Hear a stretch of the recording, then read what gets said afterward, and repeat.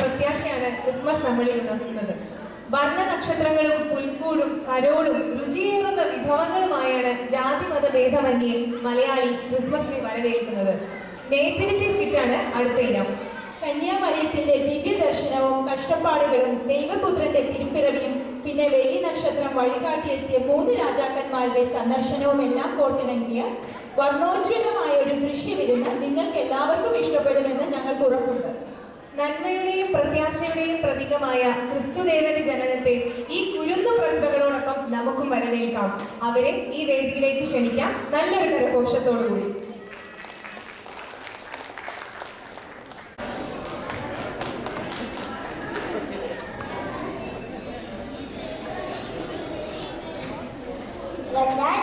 അധികം വർഷം മുൻപ് ഗലീലയിലെ നസറത്ത് എന്ന പട്ടണത്തിൽ മറിയം എന്നൊരു കന്യക ഉണ്ടായിരുന്നു. മറിയം മരപ്പണിക്കാരനായ ജോസഫ് എന്ന പുരുഷനുമായി വിവാഹ നിശ്ചയം ചെയ്യപ്പെട്ടിരുന്നു. ഒരു ദിവസം ദൈനംദിന കർത്തവ്യങ്ങളിൽ ഏർപ്പെട്ടിരുന്ന മറിയത്തിന് ഒരു മാലാഖ പ്രത്യക്ഷമായി. ദൈവം തന്റെ ഏകപുത്രന് ജന്മം നൽകാൻ മറിയത്തെ തിരഞ്ഞെടുത്തിരിക്കുന്നതായി മാലാഖ അറിയിച്ചു. ദേവപുത്രന് യേശു എന്ന് പേരിടണം എന്നും മാലാഖ പറഞ്ഞു. മറിയം സന്തോഷത്തോടെ ദൈവഹിതത്തിന് സമ്മതം മൂളി. A long time ago, in a town called Nazareth, there lived a young woman named Mary. She was betrothed to a young carpenter named Joseph. One day, as she was doing her chores, an angel appeared to her. The angel told her that she had been chosen by God to bear a son and that she should name him Jesus. Mary consented to God's will.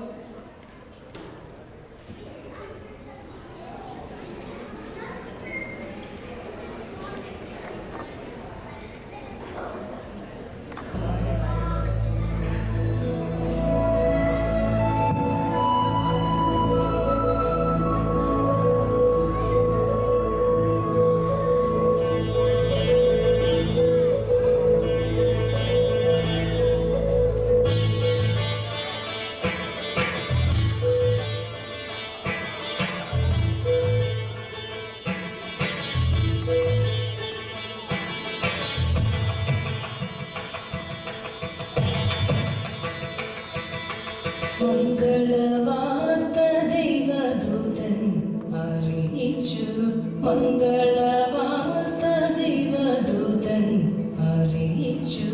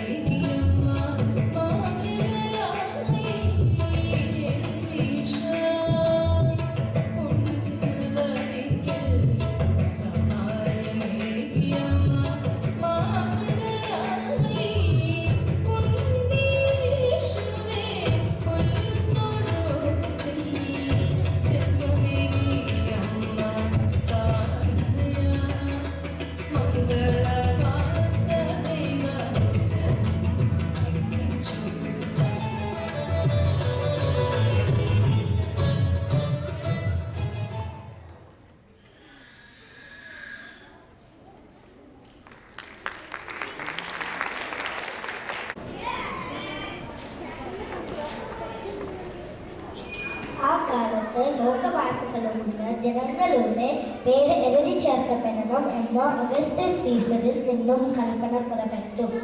പേര് എഴുതിക്കാനായി ഓരോരുത്തരും അവരവരുടെ നഗരത്തിലേക്ക് പോയി.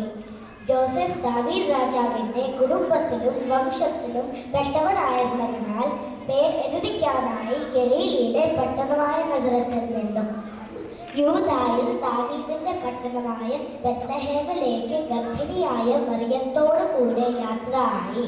ബത്ലഹേമിൽ എത്തിയ അവർക്ക് താമസിക്കാൻ ഒരു ഇടം വേണമായിരുന്നു. മറിയം വളരെ ക്ഷീണിതയായിരുന്നു. അവിടെ ആയിരിക്കുമ്പോൾ മറിയത്തിന് പ്രസവ സമയം അടുത്തു. നഗരം യാത്രക്കാരാൽ നിറഞ്ഞിരുന്നു. സത്രങ്ങളിൽ ഒരിടത്തും അവർക്ക് സ്ഥലം ലഭിച്ചില്ല. രാത്രിയിൽ തങ്ങാനായി കന്നുകാലികളെ സൂക്ഷിച്ചിരുന്ന ഒരു കാലിത്തൊഴുത്തിലാണ് അവസാനം അവർക്ക് സ്ഥലം ലഭിച്ചത്. Soon after the angel's visit, the emperor of the land, Augustus Caesar, decreed that everyone had to return to their birthplace to be registered in the census. It was almost time for Mary to have her baby. Mary and Joseph began a long, tiring journey from Nazareth to Bethlehem. When they got to Bethlehem, they needed to find a place to stay, and Mary was very tired. But the town was crowded with other travelers, and every inn they went to was full. Finally, one kind innkeeper took pity on them and said, although there was no room at his inn, they could spend the night at the stable where he kept his animals. Mary and Joseph thanked him, happy to have found a place to rest. They settled down for the night at the stable.